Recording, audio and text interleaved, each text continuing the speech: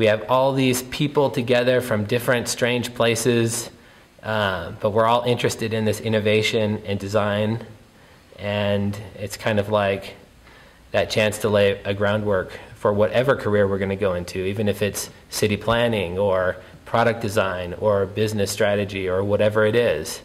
I think we're getting a great foundation from each other. An interdisciplinary environment and learn from each other things that we don't learn in our kind of vertically stacked education. It's gone, you know, from personal experiences and personal lessons to how to work in teams. And actually see how the team works without necessarily having like an identified leader, but having them all work together kind of on the same playing field. Everyone can contribute to a group work and they have great idea, even though they come from a different background, different countries. Teamwork is an extremely important, very important to be all on the same page and learn to work together as a team. Then when you get into this interdisciplinary environment, you have to be able to communicate at a level that everyone can understand. And so it really came down to working in pairs or threes or fours or getting the whole team to get anything off the ground, innovation-wise. Innovation is an interdisciplinary attitude that we're trying to foster here. There's no single idea, no single organization that has been successful without interdisciplinary work. I've just loved the science aspect of this, that you have a hypothesis and you go out and you test it and you can get like actual feedback on it and you can know whether you're right or wrong. And I think before I thought that entrepreneurship was more of kind of a guesswork than it is a science. It doesn't have to be guesswork, and you don't have to be a genius, you don't have to be Steve Jobs. You can talk to people and make it kind of scientific, get data and observations and work around the things you find out. And so that made me feel a lot better about starting businesses. To talk to people about your ideas. Think of enough of us got beat up in junior high to have been sort of conditioned out of talking to people about weird ideas that we have and how we're going to make a satellite. But if we can get over that fear of being beat up or of people thinking we're weird or rejecting us or whatever, you know, we can actually go out and talk to people and find out whether the ideas we have are good or not.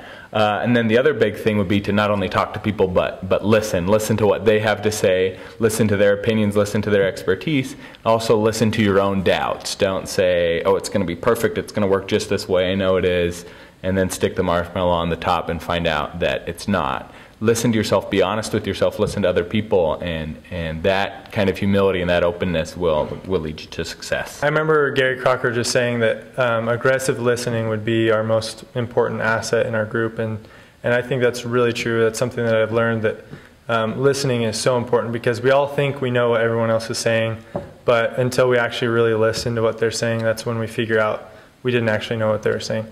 We were most productive when we just started doing stuff instead of talking about it. I had a blast going to Costco, talking to the general managers, going all the way up to headquarters, talking to suppliers, and they hated us and wanted to kick us out and all that stuff. It was a lot of fun getting out there. And if you didn't do that, you failed in this class, that's my belief. People can say a lot of things, but the people who really make a difference are those who go out and do and put forth the effort into making something happen.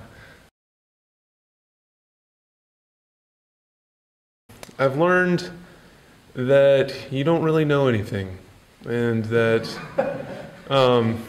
for starting businesses and entrepreneurship, it's all about learning. It's all about heading into something that you're unaware of, that you're uninformed of. It's not necessarily what you know, but how you go about doing what you don't know, and finding pains in nailing down a solution and how we go to market. Learning to fail gracefully and learning to accept failure and to fail quicker and fail better really minimizes the risk. The ability not to be afraid of failure and then to learn from that, to observe with a really keen eye, like our ethnography, and then be able to ask the right questions to get the right answers. And then just experimenting and working at getting better and getting to some kind of solution, whether it be with a product or an idea or a service, or most importantly ourselves. If you're okay with being wrong, then that's okay, because then it leads to something else. And just it's a big game of connecting the dots, A to B to B to C to D to E, and then eventually you'll get somewhere. Once you know that you're wrong, you change until you find something that you're right, and then you succeed at that point.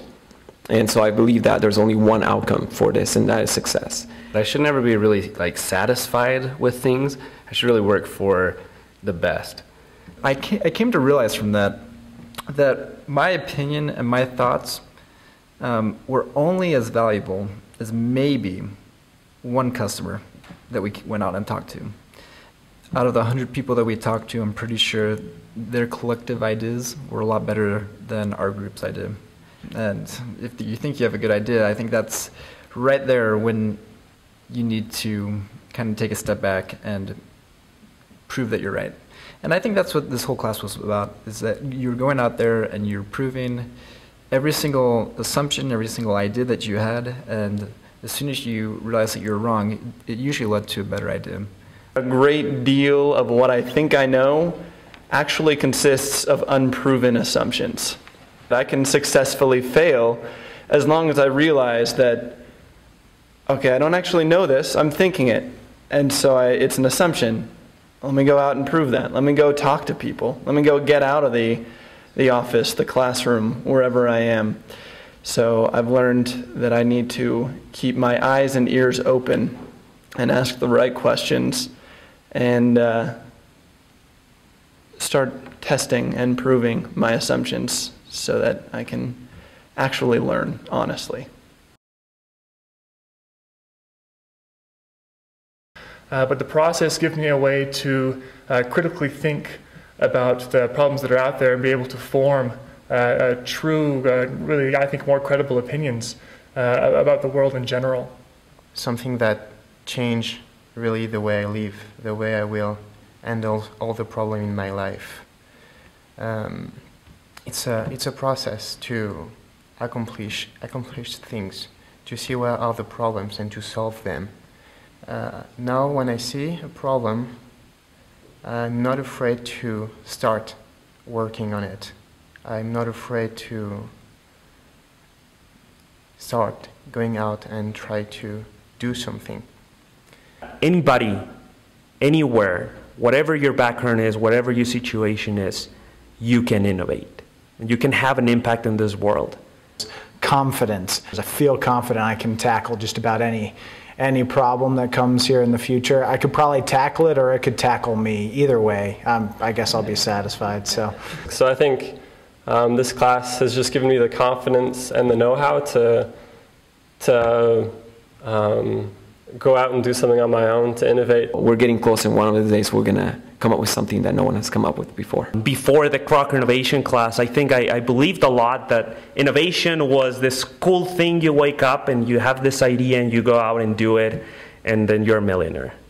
And it doesn't happen that way. And I think that's the biggest lesson I've learned for myself, is that innovation requires a lot of hard work.